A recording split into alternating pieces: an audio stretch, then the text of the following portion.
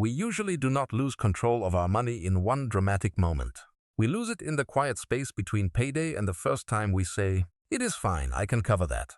We cover the dinner. We cover the gas. We cover the subscription. We cover the birthday gift. We cover the thing we forgot was renewing. Then we look at the checking account and wonder why the paycheck already feels old. The lie we tell ourselves is that budgeting for beginners is about restriction. But most of the time, budgeting is not about saying no. It is about finally asking who has been saying yes on our behalf. If you like calm, honest financial breakdowns with real examples, real numbers, and no hype, subscribe to the channel before we go deeper, because the goal here is not to act perfect with money. The goal is to stop being confused by your own life. We live in a world where every company wants a small monthly piece of us. The insurance company wants one piece. The car lender wants one piece. The credit card company wants one piece. Even entertainment wants to become automatic. And because each piece is small enough to explain, we rarely stop to ask what all of them are doing together. That is why a paycheck routine matters. Not because it makes you rich overnight. Not because it fixes rent prices or grocery bills. It matters because it puts you back in the chair before everyone else starts making decisions with your money. The first shift is simple but uncomfortable.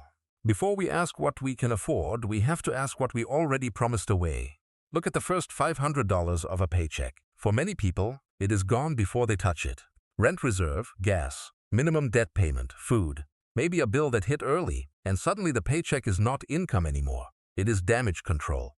That is where financial education for beginners should really begin. Not with charts, not with fancy terms, with one honest question. If your next paycheck could speak, would it say it belongs to you? Or would it say it has already been claimed? We do this with good intentions. We want stability, we want comfort, we want to feel like our work is turning into something visible. So we say yes to small upgrades, because each one feels like proof that we are not standing still. But money does not care whether a decision felt emotional, practical, deserved, or overdue. Once the charge becomes recurring, it joins the monthly line like everything else. That is why how to manage money is not just a math question.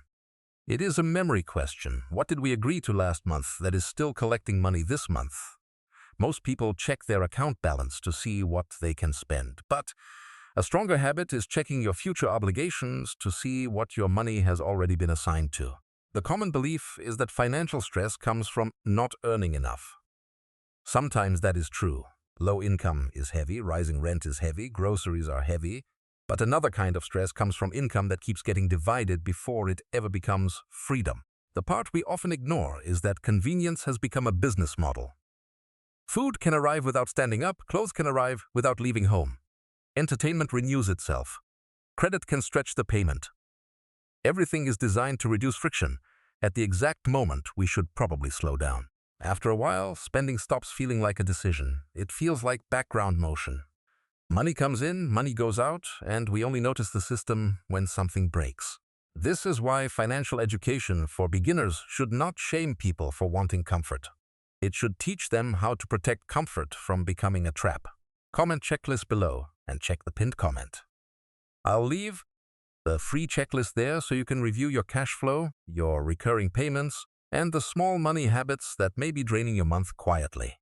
Now let's go deeper into the traps, because most people do not stay stuck because they know nothing. They stay stuck because the wrong things have become normal. The first trap is the fixed expense trap. Once a bill becomes normal, we stop questioning it. Rent is normal. Car payments are normal. Insurance is normal. Phone bills are normal. Minimum payments are normal. But normal does not always mean healthy. A financial life can look completely ordinary from the outside and still have no oxygen inside it. The second trap is the convenience trap. Convenience spending usually does not feel like spending. It feels like solving a problem quickly. You are tired, so dinner arrives. You are busy, so something ships overnight. You are stressed, so one small purchase gives the day a softer edge. The problem is not one convenient choice. The problem is when convenience becomes the manager of your money, and your future only gets whatever convenience forgot to take. The third trap is credit card float. This is when we use next month's money to finish this month. At first, it feels temporary. Then it becomes the system.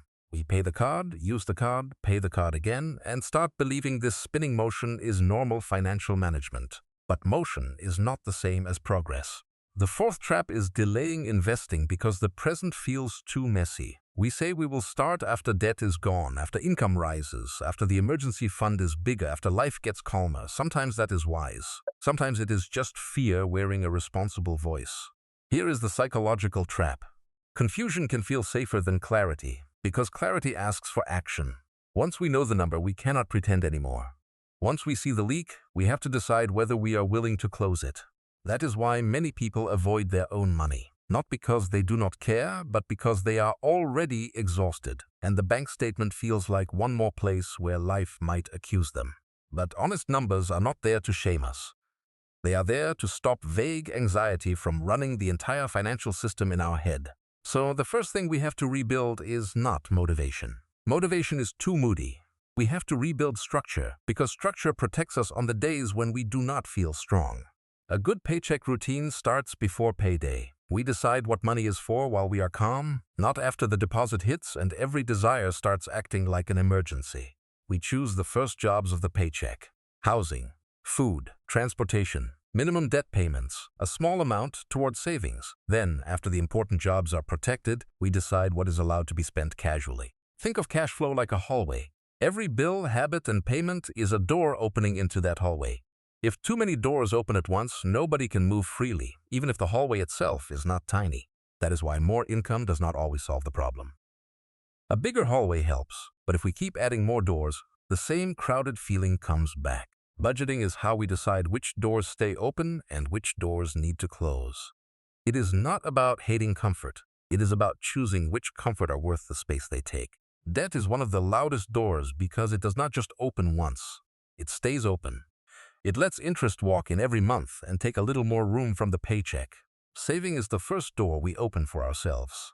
Even a small amount changes the layout of the month because it means the future is no longer standing outside waiting for leftovers. Comment start below if you want the simple checklist to organize your next paycheck. I'll leave it in the pinned comment, along with the private community details for deeper money breakdowns without hype. The first practical step is to write down your paycheck before it arrives. Not after you spend it, before.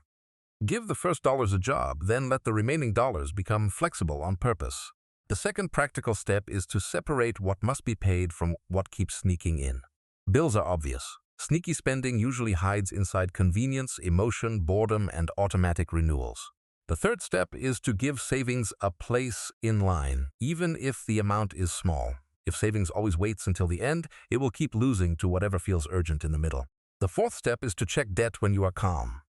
Look at the balance, the interest rate, and the minimum payment without turning it into a personal insult. The number is information. Information is useful when we stop using it as a weapon against ourselves. The fifth step is to review subscriptions and recurring charges every month until the list is clean. A subscription is not dangerous because it is small. It becomes dangerous when it keeps charging a life it no longer improves. The sixth step is to build a simple investing habit after the basic protection is in place. We do not need to turn investing into a personality. We need time, consistency, low costs, and enough patience to let boring work. The big reveal is that financial control is not built by one heroic decision. It is built when our normal week stops quietly working against our long-term life. If the paycheck has no plan, the month will create one for it. So ask yourself where your money is being assigned without your permission. Which recurring charge stayed too long? Which convenience habit became a routine? Which future goal keeps waiting for the version of you who finally has leftovers? Comment start below and check the pinned comment. I'll leave the checklist there, along with the community details, so you can organize your next paycheck with a simple system instead of another vague promise. We do not need to be perfect with money to change our direction. We need to become clear enough that our future finally gets paid before our stress does.